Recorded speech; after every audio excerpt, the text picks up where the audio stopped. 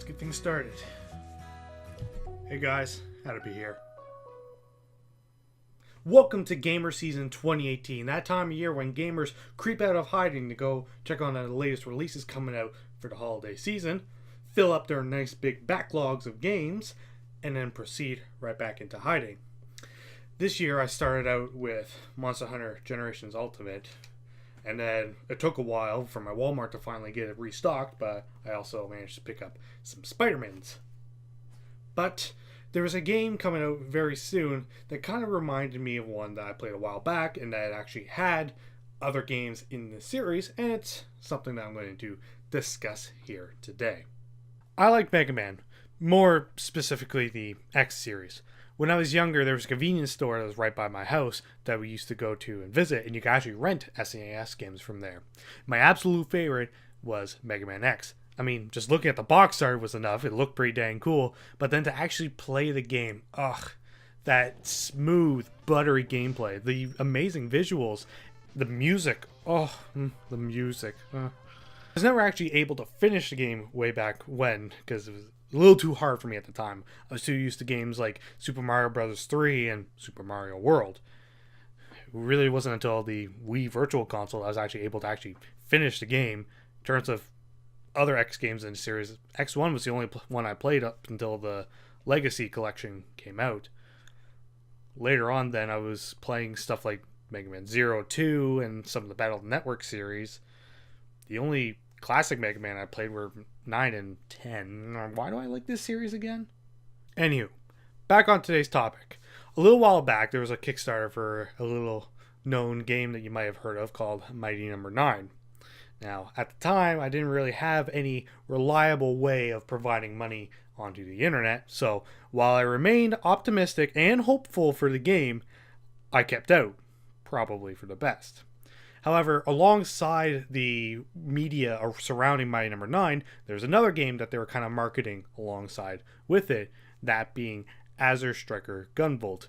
It was so heavily marketed with each other. Like, they were planning a crossover game, a whole bunch of different media stuff like surrounding it and all of this and that by the time Azure Striker Gunvolt came out, I kind of forgot that it was its own thing, to be honest, and that even by the lack of fanfare for it as well, it just kind of made it disappear off of my radar.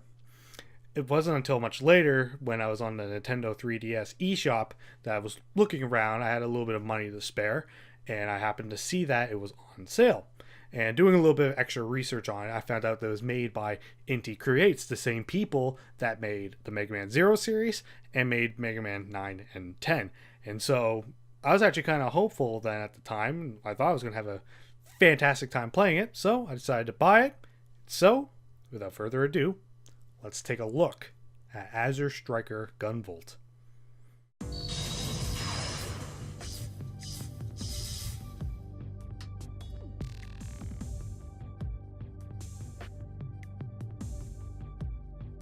So Azure Striker Gunvolt stars you as the somewhat titular Gunvolt, an adept with the ability to control and manipulate lightning. Adepts in this world are basically like heroes in My Hero Academia, having not just inherently elemental abilities, though some do have that, but also unique skills linked to them. As time goes on, more and more adepts continue to show up around the world, causing the general human population to panic, relying on a major power company in the Subaragi group to assume control over them and detain the adepts.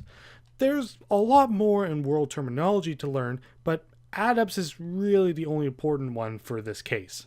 Anywho, Gunvolt works for a group of freedom-fighting adepts called Quill, and is tasked with eliminating a secret weapon program called the Muse that is in the hands of the Sumeragi group. Upon reaching his target, however, Gunvolt finds a girl encased in a glass tube. An adept is then projected through and introduces themselves as Lumen and Jewel, being the girl, and asks Gunvolt to kill them to prevent their power from being used for evil. Gunvolt sees a lot of himself in Jewel, however, seeing as how he was brought out of the brink by Quill and its commander Asimov, to help him feel like he had a purpose in the world. So Gunvolt instead decides to release Jewel and put her in his care, departing from Quill, systematically declaring him a fugitive. After some time, Gunvolt and Jewel continued to live incognito, with Gunvolt working as a freelance mercenary, mostly only taking jobs from his old employers since he's still comfortable working with his old friends. However, mysterious forces working behind the scenes intend on getting Jewel back as soon as possible and send out their most powerful adepts to aid in their illegal operations. From there, Gunvolt is tasked with taking down these dangerous adepts, so now you have to shoot, run, jump, shock, and use special techniques against anyone who opposes you, all the while learning more about Jewel and Lumen and the reason behind the Sumeragi's need to capture them. So really, if you played any of the Mega Man Zero games, or even some of the later X games, then you're going to kind of feel right at home with this plot. Most of the adepts that you interact with, whether it be good guys or bad guys, they all exhibit decent, unique personalities, although much of them don't really exhibit more than just the bare bones, but some do have a little bit of development to them, which is kind of neat. Same goes for Gunvolt, Jewel, and Lumen. Gunvolt I find is to be a somewhat underrated main character. He is somewhat broody to an extent, but his interactions with his team make him out to be a more no-nonsense kind of person. And his interactions with Jewel and Lumen make him out to be a softer, sympathetic, more caring individual, which is good for a more complex character. I think of them to be somewhat similar to something like Raiden from Metal Gear Rising: Revengeance. But before continuing, let's touch on something real quick. This game goes about censoring in a really weird way. Rather than just outright omitting it, they change the letters around to make them out to be more what I guess to be in-world swears. Jit, jock blocked. The game isn't afraid to insinuate two different adepts' preferences and sexual activities, but yet aren't allowed to swear. The ESRB can be a little weird sometimes. Anywho, unlike the X games, I never really found the soundtrack to be particularly impressive. It just sounds alright. Even my slight guilty pleasure of J-pop music never really found a place with this game's unique song, Reincarnation. The same cannot be said about the look of the game. The X and Zero games all had some spectacular sprite design and animations, and Gunvolt is no different. There's lots of bright, vibrant colors and flashy effects to add onto it, and while cutscenes are fairly static, each character has their own anime portrait, and even some full-blown stills that always look impressive, with the Switch version even complementing it with voice acting. Japanese voice acting, yes, but voice acting nonetheless. Now, as far as being similar to X or Zero, here's where things get unique. Gunvolt can move left or right and can jump. That's about as much similar as you're going to get. Pressing the dash button doesn't make Gunvolt do a dash animation like X, but rather makes Gunvolt go into a full-on sprint, though only for a short time. He can keep tapping the button to make him run indefinitely, though. He can also do wall kicks like X, however he can't cling to walls and slide down, though he does have a remedy that I'll explain in a second. For his method of attacks, firstly, Gunvolt can shoot out darts from his gun. On their own, they don't do a whole lot of damage, though they do leave behind tags, the amount varying on the type of cartridge you use. On their own, the tags don't do anything either, but we'll get there. His second method is by pressing the shoulder button. Gunvolt will emit a field of electricity around him, and for as long as his energy will permit, he will keep going.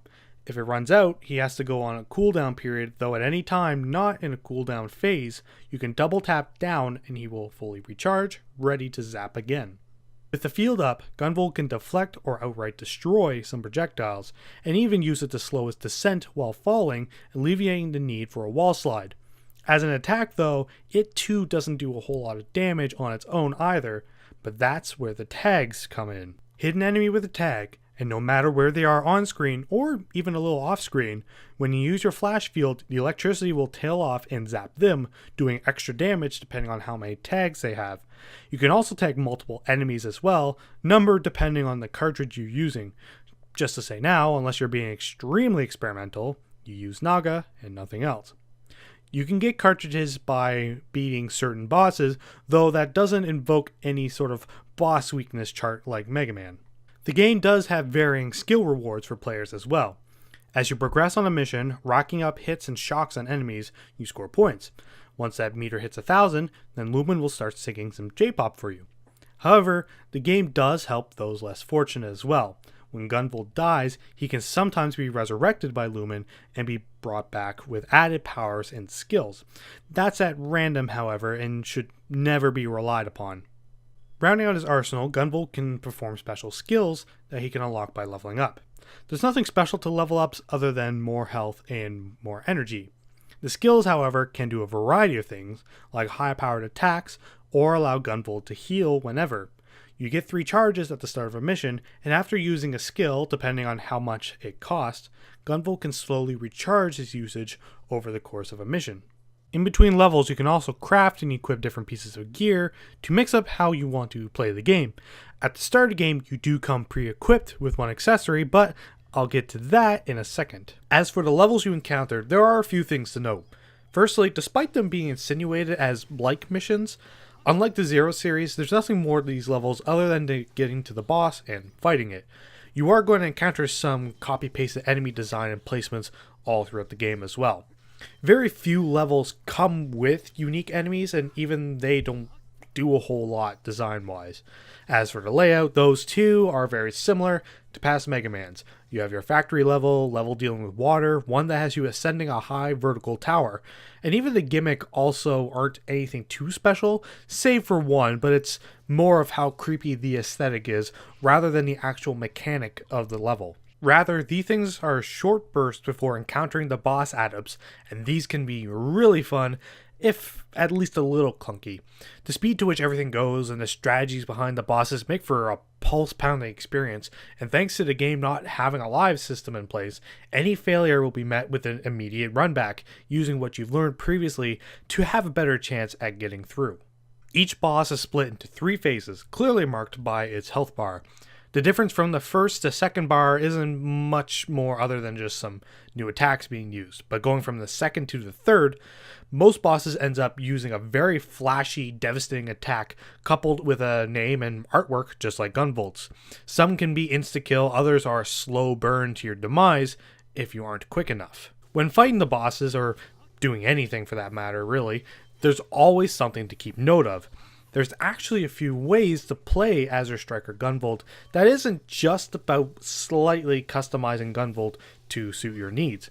See, like I said, you start the game already equipped with an item called the pre-evasion chain. With this equipped, as long as you have energy to spare and aren't actively using it, Gunvolt will phase through the vast majority of damage that he would take, coming out fine on the other side. This alone makes the game a really fun, speedrunny, high-octane, energy management type of game. The kind of game that it isn't a matter of if you can finish the level, but how fast you can beat it.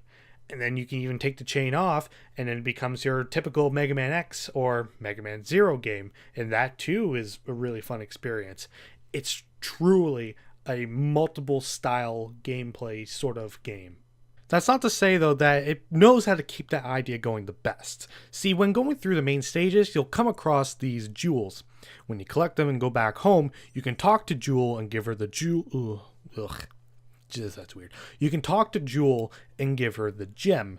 In order to get the full experience of the game, you need to find all of these gems and give them to her before playing the final level of the game. However, immediately after beating the final adept, and before starting the equivalent to the Wily or Sigma stages, Jewel gets kidnapped for the remainder of that specific playthrough before you can give her the final gem. This means that no matter what, you have to see the bad ending to the game before being able to see everything in the said game.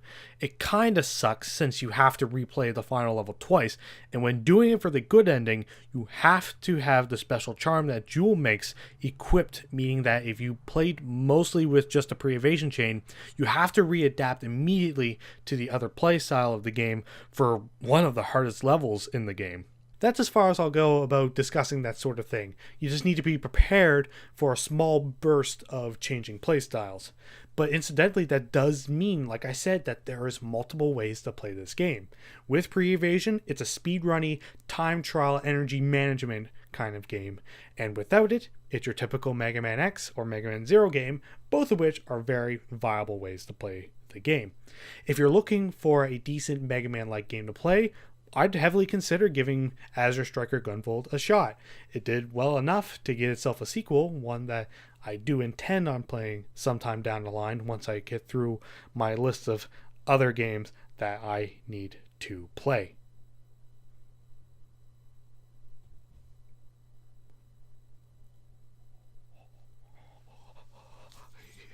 Yeah. But anywho, thank you all so much for watching. If you like what you saw, you can click right here to check out some of my other videos, or you can click right here to subscribe if you feel like it. But until next time, guys, I will see you all later.